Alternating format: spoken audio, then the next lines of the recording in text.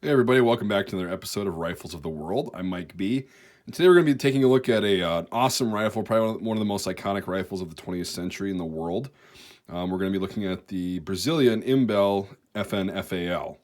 I know it's a mouthful, but we're going to get to it why it's technically an FNFAL, and it's not just a knockoff like the L1A1 or something like that. I put this on the military rifles of the world because literally the only part of this that is not mil-serp is the receiver, as per import bans and whatever. I built this rifle on an IMBEL parts kit, so literally everything sends the receiver, the lower receiver, or yeah, no, it's the upper receiver. Yeah, the receiver, the damn big chunk of metal in there that allows this thing to work. How about that? All right. So literally the rest of this is an entirely like military surplus kit, which is why I'm going to be doing this. It's not a U.S. built like with a bunch of U.S. parts and just kind of a knockoff. This is genuine surplus, so I chose to put this on there. All right. Enough justifying and rationalizing why I'm doing this video. Basically, what's interesting is the FNFAL, or the Fusil Automatique Léger, which means like light automatic rifle. I know my French is horrible, but I at least attempted it. So anyways, that thing was invented in it was a kind of a derivative of the FN-49. It was inspired by that. It's just a very refined, modern version of it. And it was produced in Belgium starting in the mid-1950s. Well, everybody in the free world, quote unquote, I know, the right arm of the free world, haven't heard that enough, was very interested in this rifle because of the just the look of it, the appeal, the reliability, the accuracy, et cetera, et cetera. And so one of those countries in the mid-1960s was actually Brazil, because Brazil is actually a pretty big country, and they're probably, yeah, they are the biggest country in South America and Central America, so obviously their military needs to be equipped with some good stuff. So they decided to ask Belgium if they could produce this particular rifle under license from FN. Now, they didn't ask Belgium, they asked FN, my bad, if they could produce this rifle under license from Belgium. And the Belgians, or again, there we go with the Belgians. The people at FN, Fabrique Nationale, Nationale, Fabrique, whatever. I know I just made a video on people butchering German and I'm butchering French. Huh, hypocrite. Anyway, the people at FN approved that, and they actually made these rifles under license from FN. So these are going to be the closest thing to the original Belgian design as we can get here in the States without paying an arm and a leg. So what I like about this thing is it's basically like exactly what the name is. It's a light automatic rifle, except this is semi-automatic, of course. Most variants were semi-automatic, except the Argentine variant, which was select fire. But yeah, these were copied and made into the L1A1 for all the Commonwealth and former Commonwealth colonies of Britain. British themselves used that. The Canadians used the L1A1 and renamed it the C1A1. The Australians, everybody except the United States, we decided that we were too cool for school and went with the M14, which is pretty much an upgraded M1 Garand. That how the Garand should have been designed in the first place, but whole other discussion there. So we're the only countries that didn't use that. The rest of the world, obviously, were either armed with Mausers because they couldn't afford the new Soviet technology, or they were armed with AKs. So you had Soviet weapons, and then this was the arm of the free world, right, for the most part. These were used in the 1950s. I believe members of the Brazilian police and possibly the military still actually use this rifle. I don't see why more countries don't. It's really not that heavy compared to like a fully tricked out M4 or something. And they make versions of this that are shorter. But anyway, I'll just go through. First of all, you've got an excellent buttstock, right? It's mid-length. So I'm a big guy, and it's not too short or too long. So it's pretty universally being able to be used. My friend who's very much smaller than me says that this is very comfortable for him. You got the rear sight, which is an aperture.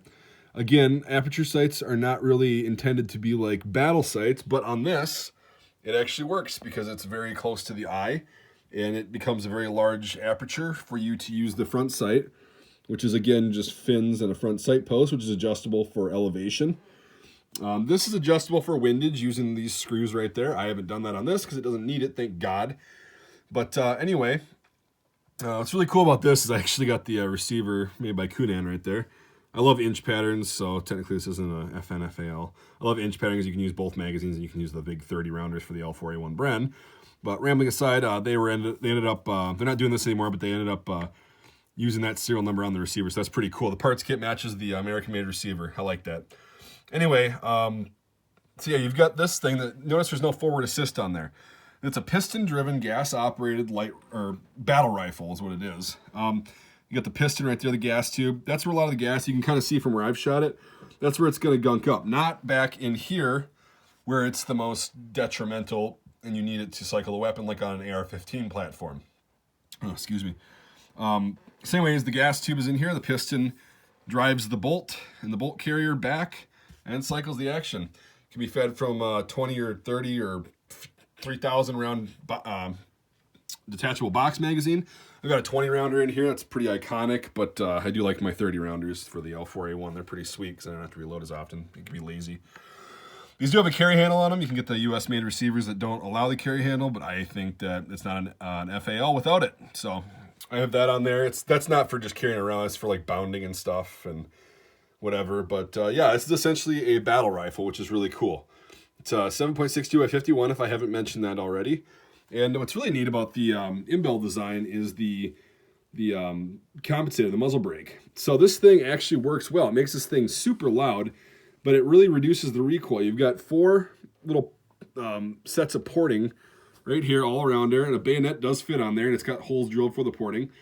And it reduces the recoil in the muzzle climb quite a damn bit, which is pretty interesting. And you can screw a blank firing adapter into the end right there, which is also really cool. So that's a pretty cool part of the IMBEL design.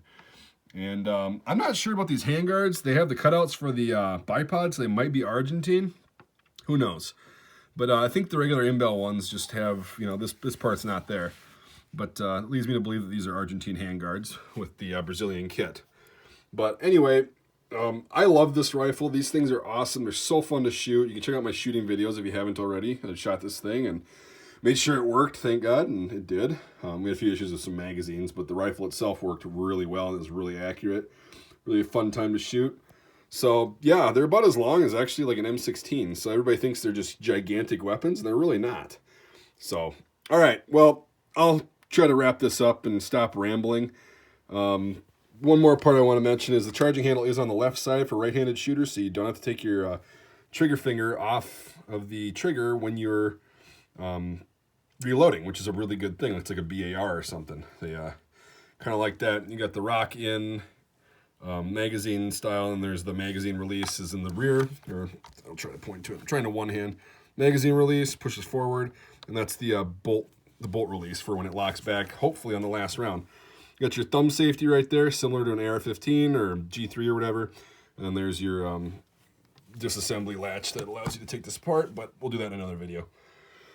So anyway, hope you enjoyed this video. Hope you learned something. I'm just trying to cover a basis of if you see one of these in like a gun shop or something or at a gun show, kind of check it out, what it is, how to identify that it's Brazilian and whatever, with the muzzle brake and the very nicely angled pistol grip. So anyway, hope you enjoyed this. Consider being a supporter on Patreon. Click the link in the description. Just check it out.